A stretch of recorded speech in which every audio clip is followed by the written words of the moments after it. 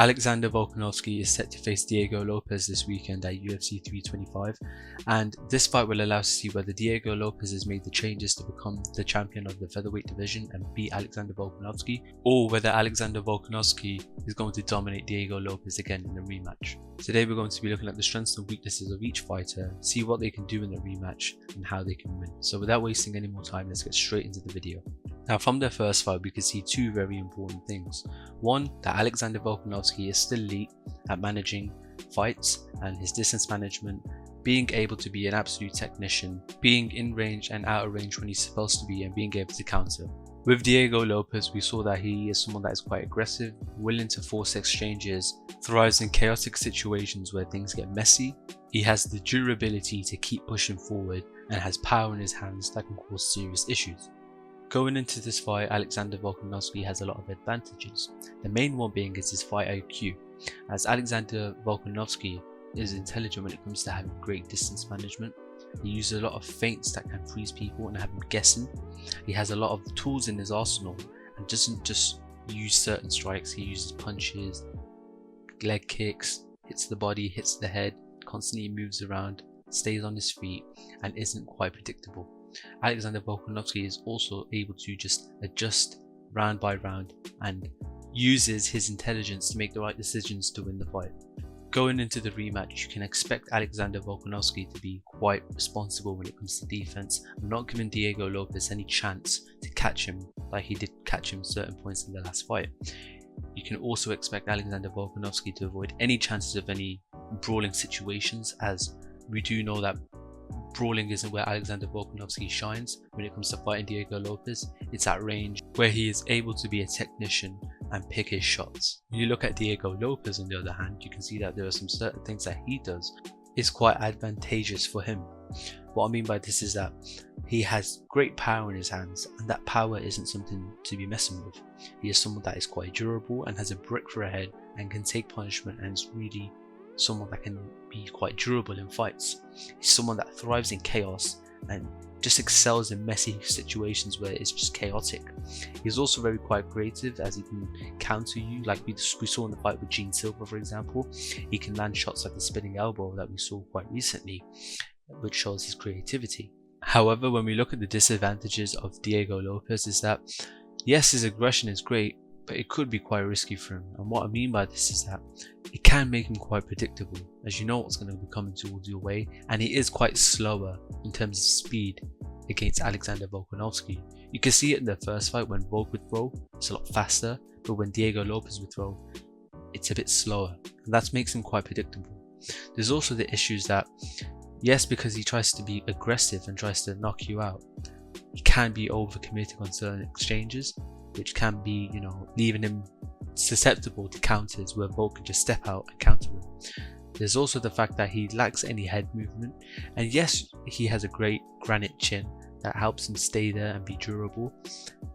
Not having head movement and getting caught anyways, that leads to points being landed on him, and the build-up of points does help Alexander Volkanovski in getting that unanimous decision over him. Now, there's two certain ways that both fighters can win. With Alexander Volkanovski, he has to make sure that he's keeping his distance throughout the whole fight, making sure that he goes in at the right time, out at the right time, and doesn't engage in any situations where it requires him to be in a brawl. By avoiding brawls, he doesn't get any chance to get chinned by Diego Lopes and gets to protect himself.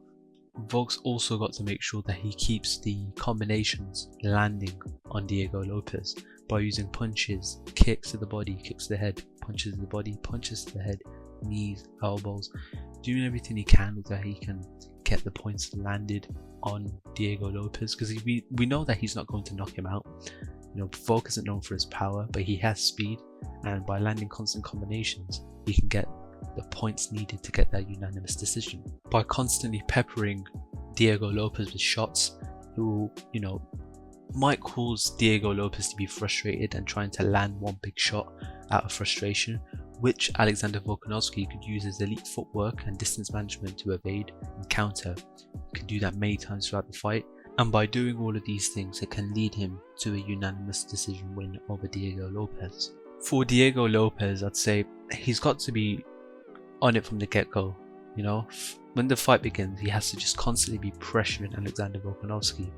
By pressuring Alexander Volkanovski, it doesn't give Volk the chance to get time to download data and start predicting where Diego is going to be, where to hit him, you know, using his IQ. If you constantly just pressure Volkanovski, it improves the chances of you being able to land that shot that can rock Alexander Volkanovski. I'd also say that try to implement some head movement this time. You know, we know you're someone that has a granite chin, and that is very useful. You know, you can take all of Volk's shots, but the thing is that it's just points that are unnecessarily going to land on you, and that builds up, which leads to Alexander Volkanovski winning by decisions. Another thing that Diego Lopes should do in the fight is use his creativity and be unorthodox to trick Alexander Volkanovski.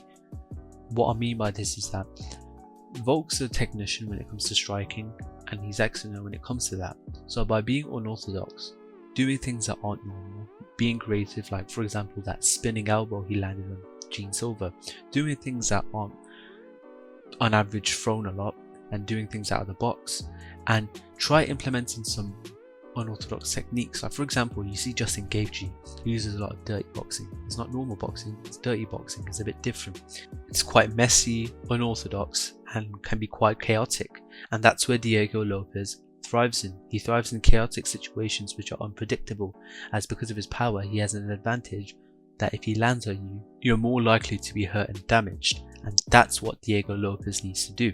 He cannot afford to be someone who's a slow starter, lets punches land on him which build up in terms of points, be someone that isn't, you know, trying to be unorthodox and messy, as he's going to be fighting a technician. So why fight a technician in his favoured way of striking when you can be someone who's unorthodox and does something different? If he does those things, then it could be a unique and different outcome for Diego Lopes, but that's if he can pull those things off. Now, if I have to pick someone to win the fight, I'm going to lean towards more slightly to Alexander Volkanovski. I'm saying this because Volk's had now the experience of dealing with Diego Lopes, and he knows exactly what to look out for. He knows he's got power, he knows he's durable, you know he's not going to knock him out, and he has to make sure that he isn't in chaotic situations, avoids them, and hits them with counters perfectly, and hits him with a large amount of volume to build up on the shots that he's landing, so he can get a unanimous decision win over him. I'd say because of that, Volk's intelligence might play into, you know, the factor of him winning. He's smart, adaptable, knows exactly what to do, and that's why I'm leaning towards more to Alexander Volkanovski. But anyways, that's been this video. Let me know your thoughts and opinions in the comments below. Who do you think will win the fight this weekend, and who you're rooting for? Me personally, I'm rooting for Alexander Volkanovski, but I am kind of worried for him because of Diego's power, and Volk is getting older, but I have faith in him to get the win over Diego Lopes.